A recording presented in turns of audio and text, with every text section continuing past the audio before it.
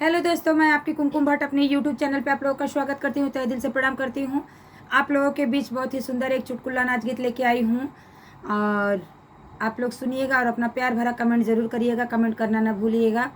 देखिए, एक पत्नी अपने पति से क्या कह रही है, लेकिन हंसी मजाक में चुटकुले में ये गाना है, कोई अपने दिल से न ले। तो चलिए सुनाते हैं गाना।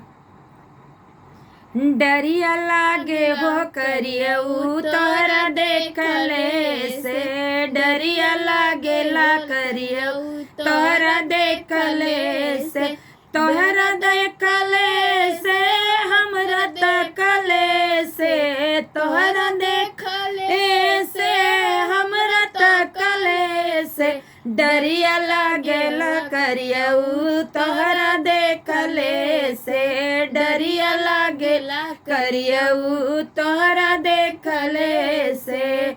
सोने की थाली में जेवना परोसे, सोने के थाली में जेवना परोसे, अरे जेवना न जैबा मोरे अंगारे से, जेवना न जैबा मोरे अंगारे से, डरिया लागे हो करियऊ तोहरा देखले से, डरिया लागे ला करियऊ तोहरा देखले से, तोहरा देखले से हमरा तकले से, तोहरा देखले से हमरा तकले से, डरिया लागेला करियऊ तोहरा देखले से, डरिया लागेला करियऊ तोहरा देखले से। गंगा गंगा जमुना झझर पानी, गंगा जमुनवा झझर पानी, अरे गेड़ुआ न घोटबा मोरे अंगारे से, गेड़ुआ न घोटबा मोरे अंगारे से, डरिया लागेला करियऊ तोहरा तकले से, डरिया लागेला करियऊ तोहरा, डरिया लागेला करियऊ तोहरा देखले से, डरिया लागेला करियऊ तोहरा देखले से, तोहरा देखले से हमरा तकले से, तोहरा देखले से हमरा तकले से, डरिया लागेला करियऊ तोहरा देखले से, डरिया लागेला करियऊ तोहरा देखले से।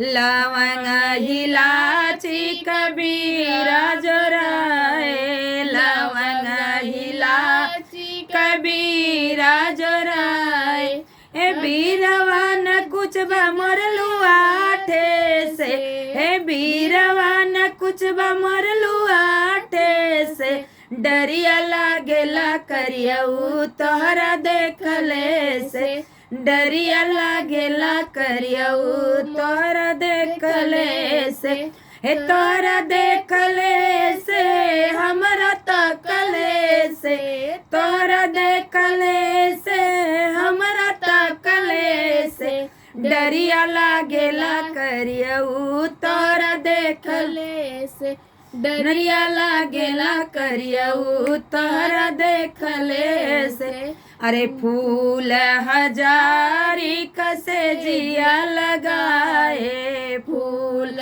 हजारी कसे जिया लगाए, अरे से जिया न सैबा मोरे अंगारे से, हे से जिया न सैबा मोरे अंगारे से, डरिया लागेला करियऊ तोहरा देखले से, डरिया लागेला करियऊ तोहरा देखले से, तोहरा देखले से हमरा तकले से, तोहरा देखले से हमरा तकले से, डरिया लागेला करियऊ तोहरा देखले से, डरिया लागेला करियऊ तोहरा देखले से।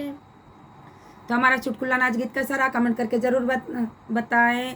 और कोई भाई अपने दिल पे ना ले और कोई भी ये तो हंसी हंसाने के लिए चुटकुला आप लोगों के बीच ऐसे ही ढूंढते रहते हैं मनोरंजन के लिए कि एक से एक गाना लेके आए ताकि आप लोग सुने और हंसते रहे। ना तो ये कोई किसी काले के ऊपर है ना कुछ है, बस हंसने हंसाने के लिए मनोरंजन का एक साधन है। तो फिर मिलूंगी नेक्स्ट वीडियो में, तब तक के लिए राधे राधे, जय श्री कृष्णा, हर हर महादेव।